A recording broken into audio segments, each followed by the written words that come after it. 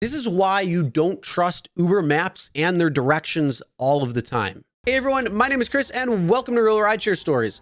Got a crazy pickup story for you, and it's kind of funny because I'm sure this has happened to many drivers, and the big question is, what do you do when you have this type of problem?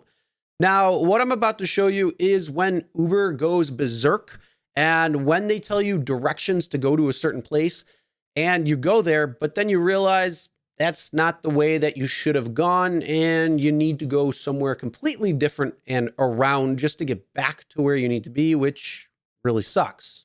All right, so what you see on the screen right now, have you ever experienced something like this? I have once, and it was not fun at all. But I digress. Either way, what do you think about this particular situation? So what you see is Uber Maps is telling you to go down a specific route to go and pick up a passenger, and yet they're not even on that street. They're in a whole different street. Now, the actual pickup time to drive from where the driver would be sitting at that spot that Uber is saying this is the pickup to the actual pin is only about 3 minutes. But still, that's one of those things where you got to go there and then you have to continue to drive around even further and just to get back to pretty much where you were, just on the other street. But I want to know, what would you do in a situation that's similar to this? And what have you done in the past if you've experienced something like this? Now, unfortunately, Uber got me one time when it came to something very similar. And what happened was it was a stacked ride. So I got a ping request as I was wrapping up another ride.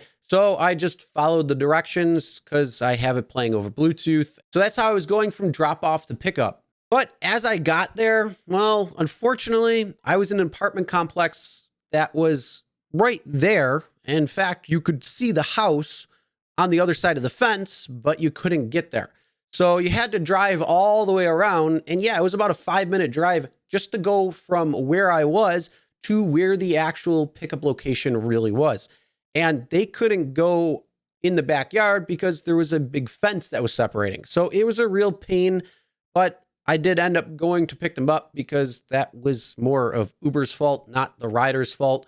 And, you know, unfortunately, it is what it is when it comes down to it at times. But something like that, you always want to try to make sure you know where the route is that's taking you, and you can avoid something like that happening altogether. It's just one of those things that you want to make sure you're paying attention to. The whole thing, though, is don't pay attention to it while you're driving. If you have to, pull over, take a look, and then proceed to your next destination. Do not drive and look at your phone at the same time. And unfortunately, sometimes you just got to learn the hard way and never trust Uber and Lyft's maps 100% because, well, as you can see, they could take you to a whole different spot. Even though it's right there, it might be a couple of minute drive just to go around the block to try to pick somebody up. And again, have you had a similar situation? What did you do? Comment below, let us know. That's the end of the video. Make sure you subscribe, ring the bell for notifications so you'll be notified every time new videos come out. And as always, never drink and drive. Always tip your drivers, delivery drivers, and your shoppers. We'll see you next time.